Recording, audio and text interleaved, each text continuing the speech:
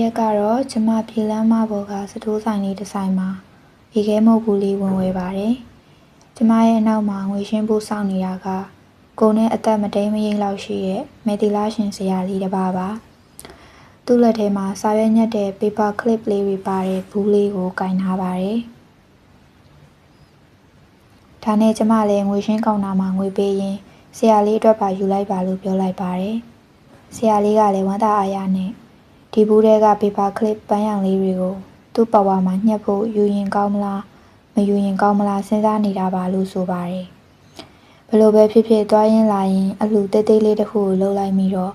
ခြေနဲ့နှစ်သိမ့်နဲ့စိတ်ဖြစ်ရပါတယ်ကျမကကုသိုလ်အပေါ်မှာအတော်အားကိုးတဲ့သူဖြစ်ပါတယ်ကုသိုလ်စုဘူးဆိုပြီးကျမစာလေးတစ်ပုဒ်လည်းရေးခဲ့ပူပါတယ်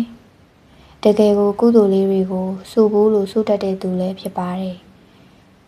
သေးငယ်တဲ့ကုသိုလ်လေးတွေကနေလည်းပါရမီမြောက်တဲ့ကုသိုလ်ကြီးတွေဖြစ်သွားနိုင်တာမို့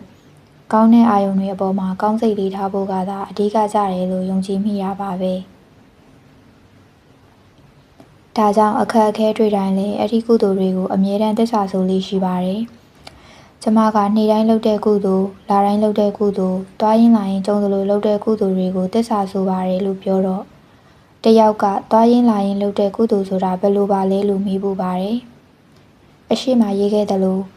ဆရာလေးတစ်ပါးကိုလှူဒန်းနေဆိုတဲ့ကုသိုလ်ဟာတွားရင်လာရင်အမှတ်မထင်လုပ်လိုက်တဲ့ကုသိုလ်မျိုးပဲဖြစ်ပါတယ်။ကျမကားထဲမှာဆန်းစီအထုပ်လေးတွေအမြဲထည့်ထားပြီးကျုံတယ်လို့လည်းပေးဖြစ်ပါတယ်။ကုသိုလ်ထုပ်လေးတွေလိုကျမစာရည်တော့ဒီအထုပ်လေးတွေသွားမှာကြပြီးလှူကြတယ်လို့လည်းကြားရပါတယ်။နောက်တစ်ခုကတော့ခရီးတွေဘာတွေသွားတဲ့အခါလမ်းမှာဝင်ရတဲ့အများသုံးအိမ်သားတွေကတခါတရံအိမ်သားစက်ကူတွေဘာတွေမရှိတတ်ကြပါဘူးရေရှိပေမဲ့စက်ပြမရှိတာလည်းဖြစ်တတ်ပါတယ်ကိုယ်တိုင်လက်စည်းစရာစက်ပြမရှိအိမ်သားသုံးစရာစက်ကူမရှိနဲ့ဒုက္ခရောက်ခဲ့ရတာမျိုးကြီးလည်းကြုံခဲ့ပူပါတယ်ဒါကြောင့်ကျမအိမ်သားဝင်တဲ့အခါတိုင်းအိမ်သားသုံးစက်ကူလေးတွေထားခဲ့ပါတယ်လက်စည်းရဲ့နေရာမှာဟိုတယ်ကအပြန်ယူလာတဲ့စက်ပြတုံးအသေးလေးတွေထားခဲ့တတ်ပါတယ်နောက်ထပ်ဝင်လာတဲ့သူအဆင်ပြေပါစေဆိုတဲ့စိတ်နဲ့ပဲထားခဲ့တာပါကြီးကျယ်တဲ့ကုသိုလ်တော့လည်းမဟုတ်ပါဘူးဒါပေမဲ့ရည်ရွယ်ချက်ကောင်းလေးပါတယ်လို့တော့ပြောရမှာပဲဖြစ်ပါတယ်ကိုယ်အဆင်ပြေတယ်လို့သူများလည်းအဆင်ပြေပါစေဆိုတဲ့စိတ်ပါပဲတလောကပဲကျမအမိနဲ့ဆိုင်တစ်ဆိုင်မှာမနက်စာဝင်စားတော့ဘေးစပွဲကညီမငယ်လေးတွေတချို့လာပြီးနှုတ်ဆက်ကြပါတယ်တယောက်ကတော့ကျမစာရီနဲ့ပတ်သက်ပြီးအတော်ကိုကျေးဇူးတင်အသိမှတ်ပြုတာတွေ့ရတော့ဝမ်းသာမိပါတယ်သူတို့အရင်ထသွားပြီးကျမပတ်စံရှင်းမယ်ဆိုတော့ရှင်းသွားပြီးပါပြီတဲ့ကျမတို့အဲ့ဒီနေ့ကအိမ်မှာစားဖို့တောင်ပါဆယ်ဆွဲလာကြတာပါသူများရှင်းသွားတယ်ဆိုတော့အားတောင်နာမိပါတယ်ဒီလိုအဖြစ်ပြက်လေးတွေကမကြာခဏကိုကြုံရတတ်ပါတယ်ဈေးပွဲတော်လိုနေရာမျိုးကိုသွားရင်ကျမလက်ထဲမှာလက်ဆောင်လေးတွေအလိုလိုရောက်လာတာကလည်းချစ်စရာပဲအံ့ဩစရာပဲဖြစ်ပါတယ်သုံးနေကြဖျောင်းနိုင်လေးတွေကုန်သွားပြီးဝယ်ရအောင်မယ်လို့တွေးလိုက်မိရင်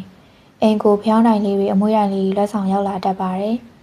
။ကိုသွားဝယ်တဲ့ဆိုင်ကဈေးလျှော့ပေးလိုက်တာမျိုးလည်းမကြာခဏကြုံရတတ်တာပါပဲ။ဒါတွေကတိုက်ဆိုင်တာမဟုတ်ဘူးဆိုရင်လေကိုဖန်တီးခဲ့တဲ့အကြောင်းတွေကြောင့်အကျိုးတရားတွေဖြစ်လာတယ်လို့ပြောရမှာပဲဖြစ်ပါတယ်။ဘာပဲလုပ်လို့ကိုယ့်ရဲ့ရည်ရွယ်ချက်ကလေးကိုမပြောက်ပါစေနဲ့။ကိုရည်ရွယ်လိုက်တဲ့နေရာတစ်ခုမှာကိုယ့်ရဲ့ energy ဟာစီးဆင်းသွားတာပဲဖြစ်ပါတယ်။ Where your attention goes, your energy flows ပါပဲကိုအာရုံပြုလိုက်တဲ့နေရာမှာကိုယ့်ရဲ့ energy ဟာရောက်ရှိသွားပါတယ်အဲ့ဒီအရာဟာလည်းပိုပြီးကြီးထွားလာတတ်ပါတယ်ကောင်းတာပဲဖြစ်ဖြစ်မကောင်းတာပဲဖြစ်ဖြစ်အဲ့ဒီသဘောအတိုင်းပါပဲနေ့စဉ်ဘဝမှာအရေးကြီးနေတာကအာယုံကောင်းလေးတွေကိုသတိပြုမိစေဖို့ပဲဖြစ်ပါတယ်